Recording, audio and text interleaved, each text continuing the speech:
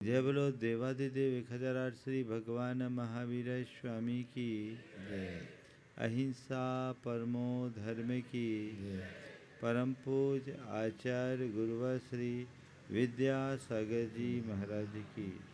परम पूज्य मुनि श्री 108 प्रमाण सागर जी महाराज की।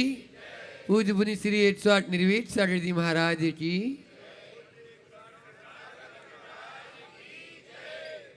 एक बार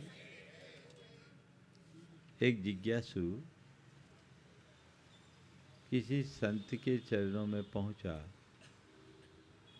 और उनसे सुखी होने का मंत्र पूछा।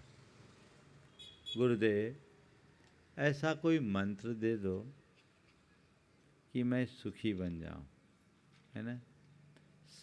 हो सकता आप लोगों के मन में भी ऐसा हो कि ऐसा कोई मंत्र मिल जाए कि हम सब सुखी बन जाए। हम लोग रोज वही मंत्र देते, लेकिन आप लोग कम समझते हैं। संत ने भी उससे कहा, ठीक है, मैं तुझे सुखी होने का मंत्र दूंगा, लेकिन एक काम करो, इस नगर में एक से एक सुखी लोग हैं, तुम किसी सुखी आदमी का कुर्ता ले आओ। किसी एक सुखी आदमी का कुर्ता ले आओ, मैं तुम्हें सुखी होने का मंत्र दे दूं।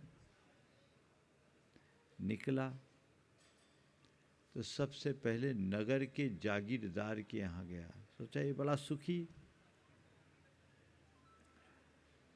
जब जागीरदार के यहाँ गया तो देखता क्या है, उसका बेटा नशे में धुत होकर के घर आ रहा था। पिता ने बोला, तूने ये क्या हालत कर रखी है।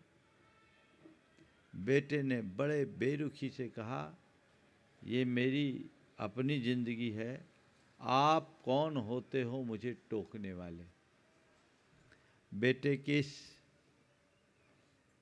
उत्तर को सुनकर पिता स्तब्ध रह गया, कुछ बोल नहीं सका। उसका मन बड़ा दुखी था। जब उसने उसका ये रूप देखा और पूछा, भाई आप बड़े सुखी दिखते हो, अपना कुर्ता मुझे दे दो। बोले, कुर्ता लेना तो एक नहीं दो ले जा भाई, पर तुम मुझे देख रहे हो, तुम्हें मैं सुखी दिखता हूँ पर सुखी हूँ नहीं। बोले, क्यों। बोले, देखा नहीं मेरा बेटा कैसा कुलक्षी हो गया, मेरी घोर उपेक्षा करता है और कुसंगति में पड़कर दुर्व्यसनों का शिकार हो गया। मैं एक ही चिंता में दुखी हूँ कि मेरे बाद मेरे बेटे का क्या होगा। उसने कहा, सच में ये आदमी तो दुखी है, इस आदमी के कुर्ते से तो काम होगा नहीं। चला, अब नगर सेठ के यहाँ गया। नगर सेठ से कहा कि आप अपना कुर्ता दे दो। बोले, ले लो भाई, पर कुर्ता क्यों मांगने आए। बोले, हमने सोचा था कोई सुखी आदमी का कुर्ता मिल जाए। बोले, कुर्ता ले लो भाई, पर तुम्हारा काम नहीं होगा। बोले, क्यों। बोले, मैं सुखी नहीं हूँ। बोले, क्या बोल रहे हो, आपके पास इतना पैसा, इतनी ठाट बात, आपकी इतनी प्रतिष्ठा, फिर भी आप कह रहे हो मैं सुखी नहीं। वो बात कर ही रहा था कि तभी सेठानी आ गई और तमतमाते हुए कही, मुझसे पूछे बिना ये आदमी कैसे आ गया। मुझसे पूछे बिना ये आदमी घर में कैसे आ गया। सेठ ने कहा, क्या बताऊं, मैं तुझे बता नहीं पाया, अचानक आ गया, माफ कर। और वो जली कटी सुना करके चले गई। उसने कहा, देख यही मेरा दुख है। सोचा, भाई ये मामला तो गड़बड़ है, यहाँ भी ठीक नहीं। फिर वो नगर के एक अधिकारी के यहाँ गया। अधिकारी से कहा कि आप अपना कुर्ता हमें दे दो। बोले, ले लो भाई, लेकिन चाहिए क्यों। बोले, आप बड़े सुखी हो, आप अधिकारी हो, सब आपकी बात मानते हो, इसलिए अपना कुर्ता दे दो। बोले, कुर्ता तो मैं दे दूंगा, लेकिन तुम्हारा काम नहीं बनेगा। बोले, क्यों। मैं सुखी नहीं हूँ। तो क्या बात हो गई। बोले, मेरे ऊपर हमेशा ऊपर का प्रेशर बना रहता है और रात दिन डर लगा रहता है, कहीं मेरा ट्रांसफ़र ना हो जाए और मेरे साथ कुछ और ना हो जाए। मैं इसी चिंता में परेशान रहता हूँ, इसलिए मैं सुखी नहीं। वो नगर के सारे सुखी लोगों के घर गया। सबके यहाँ कोई ना कोई बीमारी लगी रही और परेशान होकर वो खाली हाथ संत के चरणों में पहुंचा। आगे जब नगर की सीमा से बाहर गया तो उसे एक संत की कुटिया दिखी और उस कुटिया में एक फक्कड़ संत था। उसके पास कुछ नहीं था, केवल एक लंगोटी पहने था, अपनी मस्ती में मगन था। उसने पूछा, आप तो बड़े सुखी दिखते। बोले, हाँ मैं बिल्कुल सुखी हूँ। तो अपना कुर्ता दे दो। बोले, कुर्ता तो मेरे पास नहीं है। कुर्ता दे दो। बोले, कुर्ता तो मेरे पास नहीं है, लंगोटी है, चाहिए तो वो उतार के दे देता, वो भी एक ही। बोले, हद हो गई, आपके पास केवल एक लंगोटी और इतने खुश। बोले, हाँ मेरे पास कुछ नहीं है इसीलिए खुश हूँ। वो संत के पास गया, बोला, गुरुदेव पूरे नगर में घूम लिया, जिसको जिसको मैं सुखी मानता था एक भी सुखी नहीं दिखा, और एक ही सुखी दिखा, उसके पास कुछ नहीं था। संत ने उसे समझाया और कहा, ध्यान रख, यही सुखी होने का राज है। जब तक मन में चाह है तब तक दुख है, और जो चाह से मुक्त है वही सुखी है। तुम बाहर अगर सुख खोजना चाहोगे तो कहीं सुख नहीं मिलेगा। भैया गड़बड़ हो जाएगा। बाहर तुम सुख खोजना चाहोगे तो हटा दो, वहां से गिर जाएगा। बाहर तुम सुख खोजना चाहोगे तो मैं कहीं सुख नहीं मिलेगा। सुख बाहर के संसाधनों में नहीं, अंदर की संतुष्टि में है। जब तक ये धारणा नहीं बनती, जीवन सुखी नहीं हो सकता। मैं आपसे पूछता हूं, सुख के प्रति अपनी क्या धारणा है? कभी परखा? अगर आपसे कहा जाए ये आदमी बड़ा सुखी है, तो आपके आंखों के सामने कैसे व्यक्ति की छवि उभरेगी? कैसी छवि उभरेगी? बोलो। अच्छा, अपना बड़ा मकान है, पॉश एरिया में मकान है, गाड़ी घोड़ा है, परिवार है, समाज में अच्छी रेपुटेशन है, हेल्दी है, यही सब ना? हाँ, यही दिखता है और उसी में सुख खोजता है और अपने सुख के लिए अपने आप को वैसा ही बनाने की कोशिश करता है। लेकिन भाई, तुम्हारी कल्पना में जो सुख है और जो सुखी आदमी की छवि है, उसके घर जाकर के तो देखो। वो भी तुम्हें दुखी ही दिखाई पड़ेगा, और जब निकटता से देखोगे तो तुम्हें समझ में आएगा कि मेरी धारणा गलत है। और जब तक ये धारणा बनी रहेगी, जीवन का उद्धार नहीं होगा। धारणा को बदलने की जरूरत है। सुख बाहर नहीं, भीतर है। धर्म सभाओं में ये बात सुनने को आप राजी हो, कदाचित मान भी लेते हो, लेकिन जीवन की धारणा कैसी है, ये हमें सुधारना है। उसे देखने की कोशिश करो। आपको सुख दिखता है दौलत में, आपको सुख दिखता है शोहरत में, आपको सुख दिखाई पड़ता है सेहत में। आप अपने जीवन में अधिक से अधिक धन पाने की चाह रखते हो, क्योंकि आपके मन में यही बात बैठी है, मैं जितना धनवान बनूंगा उतना सुखी होऊंगा, है ना? जितना धनवान बनूंगा उतना सुखी होऊंगा। इसलिए सुखी होना है, धन कमाओ, क्योंकि दुनिया के जितने धनी हैं वे सब सुखी हैं, है ना? पर हिसाब लगाओ ना तो उल्टा ही पाओगे। और दूसरों का हिसाब बाद में लगाना। खुद के अंदर झांक के देखो, आज तुम्हारे पास जितना धन है, 25 बरस पहले तो उतना नहीं होगा। हाँ, नहीं होगा ना? पर आज से 25 साल पहले तुम जितने सुखी थे, क्या आज उतने सुखी हो? ये खुद का अनुभव है ना, इतना तो सबको स्मरण में है। 25 साल से ज़्यादा का शायद मेमोरी आपको ना भी हो, 25 साल से पीछे की, लेकिन इतने 25 साल में तो कोई संशय नहीं। तो आज 25 साल पहले जितना, आज जितना धन 25 साल पहले जितना धन था, आज उससे कई गुना धन है ना। लेकिन 25 साल पहले जैसा सुख था, उससे कई गुना सुख है क्या? क्या हो गया? उल्टा क्यों हो गया?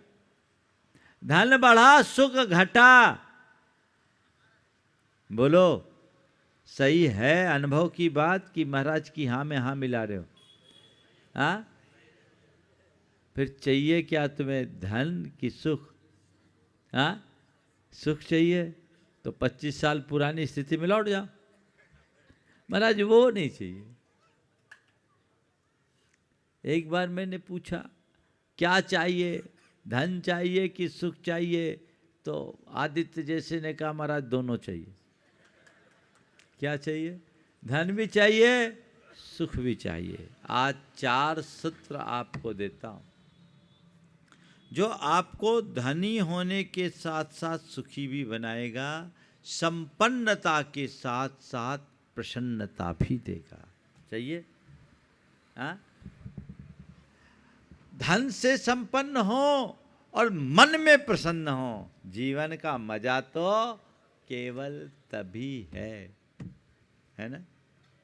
सबसे पहली बात, धन से संपन्न होने के लिए और मन में प्रसन्नता रखने के लिए व्यक्ति के अंदर प्रगाढ़ आत्मविश्वास होना चाहिए। क्या चाहिए? आत्मविश्वास के धनी बनिए। जिस व्यक्ति का कॉन्फिडेंस लेवल कम होगा, वो कभी पैसा नहीं कमा सकता और कभी सुखी नहीं हो सकता। उसका मन डावाडोल बना रहेगा, वो हमेशा पेंडुलम की तरह झूलता रहेगा, किसी एक निर्णय में स्थिर नहीं रह पाएगा, उसके चित्त में अस्थिरता रहेगी, और जहाँ अस्थिरता है वहाँ प्रगति नहीं, और जहाँ अस्थिरता है वहाँ प्रसन्नता नहीं। चाहिए कि नहीं चाहिए? हाँ, तो अपने आत्मविश्वास को प्रगाढ़ बनाइए। आत्मविश्वास आपको आगे बढ़ने का आधार देता है, और आत्मविश्वास आपके चित्त में स्थिरता लाता है। दोनों कार्य साथ साथ चलेंगे। आपको लौकिक क्षेत्र में आगे बढ़ना है तो आत्मविश्वास बने, आत्मविश्वास के धनी बने, और आध्यात्मिक क्षेत्र में अपनी प्रगति करनी है तो आत्मविश्वासी बनिए, अंधविश्वास से बाहर आइए। आप इस सूत्र को आत्मसात कीजिए। मैं कम समय में अपनी पूरी बात करूँगा। तो पहला सूत्र क्या है? आत्मविश्वास के धनी बने। वो अपने अंतरंग में जगना चाहिए, वो निरंतर बना रहे, वैसी भावना अपने मन में जगे तो हम अपने मन को प्रसन्नता से भी भरेंगे और संपन्नता भी रहेंगे। दूसरी बात, पेशेंस रखिए। क्या रखिए? पेशेंस, धैर्य। धीरज बड़ी ताकत है। व्यापार में भी, धन अर्जन में भी धैर्य चाहिए, और मन की प्रसन्नता को बनाए रखने के लिए भी धीरज चाहिए। चाहिए कि नहीं चाहिए? आजकल क्या हो गया, लोग सब कुछ इंस्टेंट चाहते हैं, तुरंत। पेशेंस नहीं रखते, और इस तुरंत फुरत के चक्कर में जो कहावत है ना कि चौबे जी छबे जी बनने के चक्कर में दुबे जी बन के लौटते हैं, है ना। छलांग लगाने की कोशिश करते हैं, धैर्य नहीं है। संत कहते हैं एक एक सीढ़ी चढ़कर 1000 सीढ़ी चढ़ो, एक साथ 100 सीढ़ी चढ़ने की कोशिश कभी मत करो। व्यापारिक क्षेत्र में भी यदि आप कदम दर कदम आगे बढ़ोगे तो उपलब्धि के शिखर तक पहुंचोगे, और तुरंत रिजल्ट चाहोगे तो जो पास का है वह भी खो जाएगा, अशांति तो साथ में रहेगी ही रहेगी, है ना। जो काम करना है काम करिए, योजनाबद्ध तरीके से काम कीजिए, अपना 100% उसमें लगा दीजिए और रिजल्ट के लिए निश्चिंत रहिए। जैसे किसान होता है ना, किसान का काम क्या होता है, खेत को तैयार करता है, बीज बोता और निश्चिंत हो जाता है। खेत तैयार किया, बीज बो दिया और निश्चिंत हो गया कि अब फसल आएगी, पक्के तौर पर आएगी, उसको निश्चिंतता है। ऐसा नहीं कि आज बीज बोया कल जाके खेत में देखेगा अंकुर हुआ कि नहीं हुआ और मिट्टी खोदेगा बार बार तो बीज और चला जाएगा। उसके मन में कितना धैर्य होता है, उसको विश्वास होता है कि आज मैंने बीज बोया है, 3 महीने 4 महीने में मेरी फसल तैयार होगी और अच्छी फसल आएगी। ये विश्वास उसके मन में कायम रहता है और इसी विश्वास के बदौलत वह सफल होता है ना। अगर विश्वास खो दे तो किसान के अंदर धैर्य है, आपके अंदर भी ऐसा ही धैर्य आना चाहिए। कार्य को योजना पूर्वक संपन्न करे और परिणाम के लिए निश्चिंत रहे। हमेशा मन में एक सूत्र धार ले, मेरे हाथ में प्रयत्न है, परिणाम नहीं।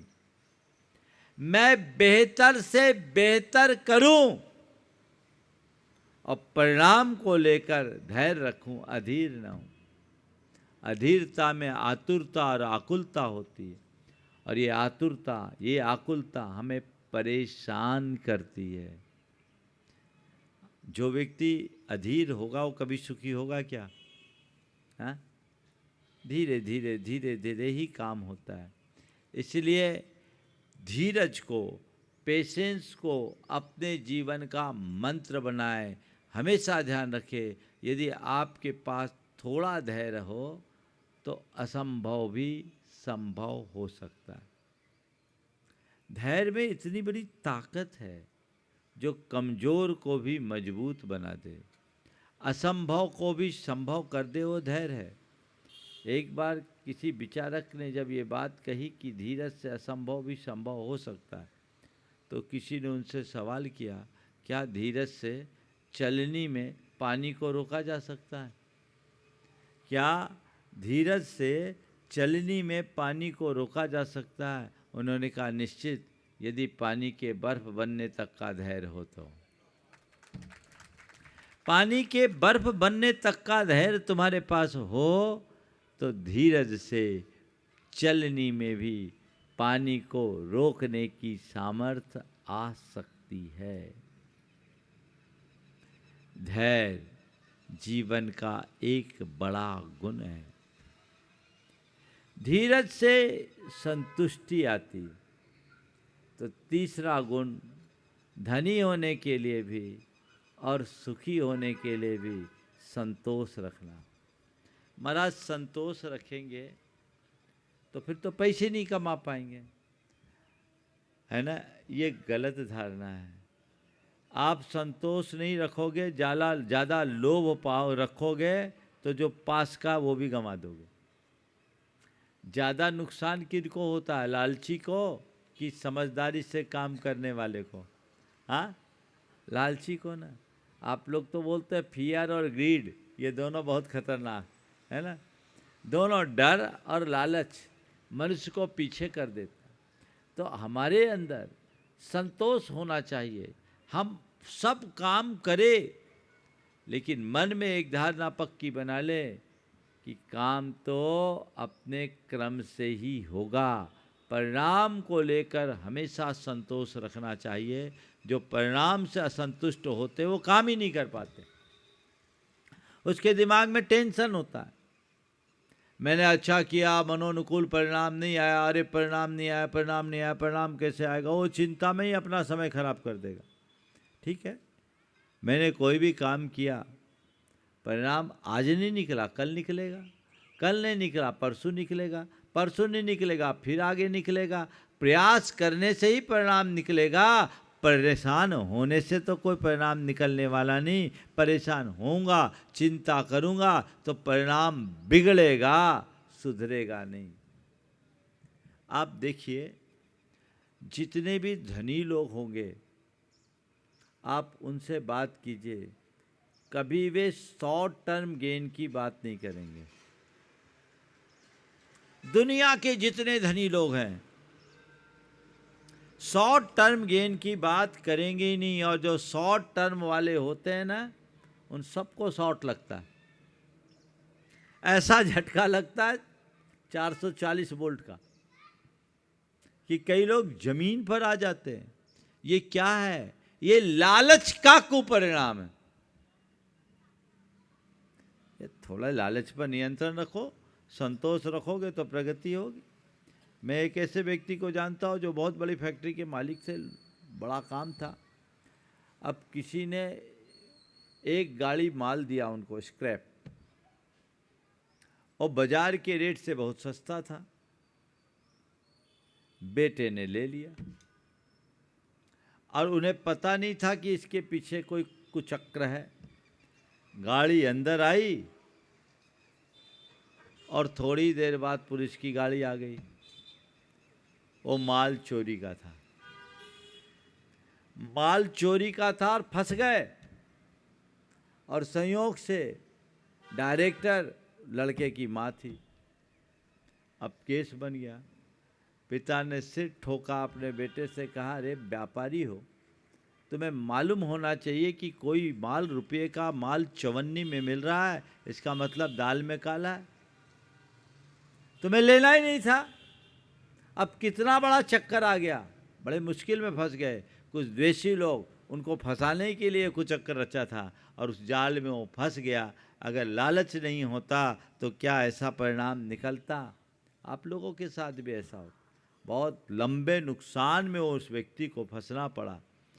तो धनी होने के लिए भी लालच पर नियंत्रण रखना, इसी का नाम संतोष है। आप ग्रोथ के लिए प्रयत्न कीजिए, लेकिन लालच मत कीजिए, परेशान बिल्कुल मत होइए। ठीक है, जो भी रिजल्ट आए मुझे उसमें संतोष रखना है। पर क्या करें, कई लोग तो ऐसे होते हैं जिनको मन चाहा लाभ होने के बाद भी संतोष नहीं होता। खूब प्रॉफिट है फिर भी परेशान। एक आदमी होटल का व्यवसाय था, एक उसका मित्र का होटल का व्यवसाय था और अपने मित्र के होटल में रुका हुआ था। और मित्र बड़ा परेशान सा था। बातचीत के क्रम में उसने बोला, क्या बताऊं जी, आजकल बड़ा मंदी का दौर चल रहा है, बहुत परेशान, मंदी का दौर चल रहा। उसने बोला, हद हो गई भाई, मैं देख रहा हूँ पूरा होटल हाउसफुल है और घंटे भर में 50 ग्राहक लौट गए और फिर भी तुम कह रहे हो मंदी का दौर। होटल हाउसफुल है, 50 ग्राहक लौट गए और फिर भी तुम कह रहे हो कि मंदी का दौर है। बोले इसीलिए तो बोल रहा हूँ। बोले क्यों? बोले कल तक 100 लौटते थे, कल तक 100 लौटते थे, आज 50 ही लौटे हैं, इसलिए मंदी का दौर है। ऐसे लोग कभी सुखी नहीं हो सकेंगे। ऐसे लोग हमेशा परेशान ही बने रहेंगे। अपने आप को सुखी बनाना चाहते हो, अपने आप को संपन्न बनाए रखना चाहते हो, तो बिना संतोष के न संपन्नता होती है न प्रसन्नता होती है। तुम्हारे पास अपार धन है, मन असंतुष्ट, कभी सुखी नहीं होगे। और असंतोष रहेगा तो उस आग में झुलसते रहोगे, आगे बढ़ने में लग नहीं पाओगे। जो शक्ति तुम्हें तुम्हारी प्रगति में लगनी चाहिए, वह उसकी जगह वो शक्ति तुम्हारी असंतुष्टि की ज्वाला में नष्ट भ्रष्ट हो जाएगी, कुछ भी नहीं कर पाओगे। इसलिए अपने जीवन को सुखी बनाए रखने के लिए हमें चाहिए कि संतोष को भी हम अपने जीवन का परम आदर्श बना करके चलें और आगे बढ़ने की कोशिश करें। संतोष रखने से आसक्ति भी कम होती है और अभिमान भी गलता है। आसक्ति और अभिमान के गलने से ही हमारे पाता है। चौथी और आखिरी बात, सकारात्मक रहे, पॉजिटिव, हर क्षेत्र में पॉजिटिव रहे। कुछ लोग हैं जिनकी सोच बड़ी नेगेटिव होती, वो कभी आगे नहीं बढ़ते। नेगेटिव लोग तो नकारे हो जाते हैं, वो रोना ही रोते रहेंगे, कुछ नहीं कर पाएंगे। आप देख लीजिए जितने भी लोगों ने ग्रोथ की है, जो लोग भी प्रगति के शिखर पर पहुंचे हैं, वे ही लोग हैं जिनके अंदर पॉजिटिविटी भरी है। नकारात्मकता तो हर पल में व्यक्ति को शंकाग्रस्त बनाएगी। जो बात बात में शंकालु बना रहेगा वो आगे बढ़ेगा कैसे? उसके मन में भरोसा ही नहीं होगा। और जो व्यक्ति पॉजिटिव होता है वो हर बात को अच्छे तरीके से देखता है, वही आगे बढ़ पाता है और अपने जीवन को हर क्षेत्र में सफल कर पाता है। अपने अंदर ऐसी भाव भूमिका बनाने का प्रयत्न करना चाहिए जिससे हम सकारात्मकता के परिणाम स्वरूप आगे बढ़ें। हम देखें एक व्यक्ति सकारात्मकता से कैसे ग्रोथ करता है और नकारात्मकता के कारण व्यक्ति कैसे पीछे आता है। मैं आपको प्रसंग बताना चाहूँगा। एक ने अपने कारोबार की शुरुआत की और कारोबार अच्छा चल रहा था, जम गया, लेकिन बाजू में उसी चीज का बिजनेस पड़ोसी ने कर दिया। बेटा परेशान हुआ कि पापा बगल में दूसरे ने सेम चीज की दुकान खोल दी, अब अपना धंधा कम चलेगा। पिता बड़ा अनुभवी और बहुत सकारात्मकता था। उसने कहा नहीं, हम तो चाहते बाजू में एक और खुल जाए। इस बाजू खुली है, इस बाजू भी खुल जाए। अगर ज़्यादा दुकान खुलेगी तो इसी चीज़ का मार्केट हो जाएगा और पूरे बाजार के लोग अपने ही आएंगे। अपनी गुडविल अच्छी है, अपना काम और चलेगा। आप ऐसी सोच रख सकते हो? लोग परेशान हो जाते हैं। बल्कि ऐसा होता है ना, एक किसी मार्केट में किसी की एक दुकान है किसी चीज़ की और पूरा मार्केट ही यदि उसी चीज़ का हो जाए तो बोलिए किसकी ग्रोथ ज़्यादा होगी? हाँ, पूरे मार्केट की ना। तो आप लोग परेशान क्यों होते? थोड़ी सी कुछ हो जाए परेशान हैरान हो जाते हैं, वो कर लिया वो कर लिया वो कर लिया। अरे जितनी दुकानें खुलती है उतने ग्राहक भी बढ़ते हैं। अपने मन में सकारात्मकता रखोगे तभी काम कर पाओगे, नहीं तो चिंता में रहोगे, नेगेटिव वाइब्रेशंस तुम्हारे जाते रहेंगे तो और चलता काम भी रुक जाएगा। ना पैसा कमा पाओगे, ना प्रसन्न रह पाओगे। इसलिए यदि पैसा कमाना है और अपनी प्रसन्नता को टिकाए रखना है तो क्या करना है? पॉजिटिव बने रहना है। चीज़ों को हर एंगल में देखिए, चीज़ें पॉजिटिव ही हो, नेगेटिव नहीं हो। आपकी अप्रोच ऐसी होनी चाहिए। पर कुछ लोग हैं जो प्रायः उल्टा ही देखते हैं। आप लोग कहते हैं ना कई लोगों के बारे में, ये उल्टी खोपड़ी है। क्या कहते हैं? उल्टी खोपड़ी। हमें आज तक कोई उल्टी खोपड़ी नहीं दिखा क्या? जिंदा की तो उल्टी खोपड़ी नहीं होती। खोपड़ी अगर उल्टी होती तो मुर्दे की, है ना? लेकिन फिर भी उल्टी खोपड़ी लोग हैं। तो उल्टी खोपड़ी का मतलब क्या? जिसकी सोच उल्टी है वो सब उल्टी खोपड़ी है। तो उल्टी खोपड़ी लोग कभी आगे बढ़ नहीं सकते। सोच को सीधी लेकर के चलने की कोशिश कीजिए। जीवन आपका निश्चित रूप से सफलीभूत होगा और आप अपने जीवन को प्रगति के शिखर पर पहुंचाओगे, समृद्धि के शिखर पर ले जाओगे और उसमें न केवल संपन्नता होगी अपितु मन में प्रसन्नता भी होगी। जो कुछ है उसे उसी अनुरूप रखे मन में, फिर न किसी प्रकार का मलाल बचेगा और न किसी प्रकार की शिकायत रहेगी। और जहाँ मलाल हो, जहाँ शिकायतें हों, वहाँ प्रसन्नता नहीं होती, और जहाँ प्रसन्नता होती है वहाँ मलाल नहीं होता, वहाँ शिकायत नहीं होती। तो इनको मिटाने का ये रास्ता है जो हमारे हाथ में है, जिसको हम अपना करके अपने जीवन को आगे बढ़ा सकते हैं। लेकिन आप लोग क्या करते हैं, हर बात को नकारात्मक रूप में लेते हैं। अभी साकेत नगर में आए, महाराज जी आपने तो केवल प्रवचन लाभ दिया, हर चर्यादि संग का समाधान नहीं दिया, शिकायत है ना। अरे भाई ये क्यों नहीं बोलते, महाराज इतने व्यस्त समय में आ गई, हमारा सौभाग्य है, बोलो है ना सौभाग्य। कईयों को तो वो भी नहीं मिला, हाँ, लेकिन जो मिल रहा है उस पर ध्यान दे।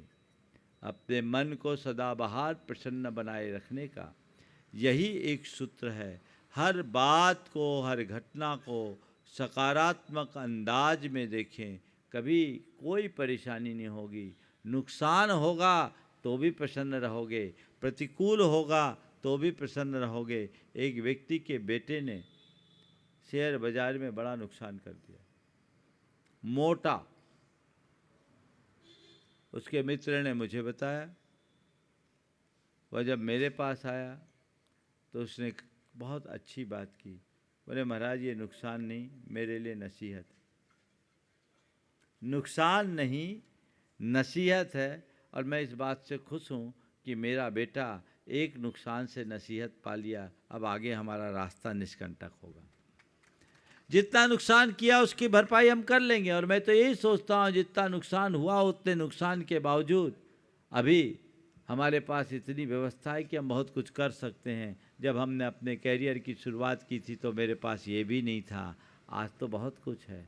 नुकसान में नसीहत अपने अंदर हम ले सकते हैं, बशर्ते जब हमारी सोच में सकारात्मकता हो, और वही हमारी प्रसन्नता को टिका पाएगी। ऐसी प्रसन्नता को हम अपने जीवन में बना करके रखें। हर पल प्रसन्न रहने का रास्ता अपने अंदर आत्मसात करें। ये चारों सूत्र हम आत्मसात करेंगे तो जीवन हमारा सुखी बनेगा। आज महाशिवरात्रि का दिन है। जैन परंपरा के अनुसार भगवान ऋषभदेव, कुछ इतिहासकारों ने ऐसा बताया कि ऋषभदेव का नाम भी शिव के रूप में था, उन्हें हम शिव शंकर कहते हैं। और बहुत सारे विद्वानों ने कहा कि शिव का जो प्राचीन रूप था वो योगी का रूप था, और ऋषभदेव और शिव दोनों एक ही महापुरुष के दो रूप रहे हैं, ऐसी लोगों की मान्यता है। ऋषभदेव का लांछन बैल और शिव का नंदी दोनों में एक रूपता है। ऋषभदेव का निर्वाण कैलाश पर्वत से हुआ, शिव को कैलाशपति कहा जाता है, कैलाश में निवास करने की बात की जाती है। ये दोनों में एक रूपता है। और ऋषभदेव के निर्वाण का स्थल कैलाश पर्वत है।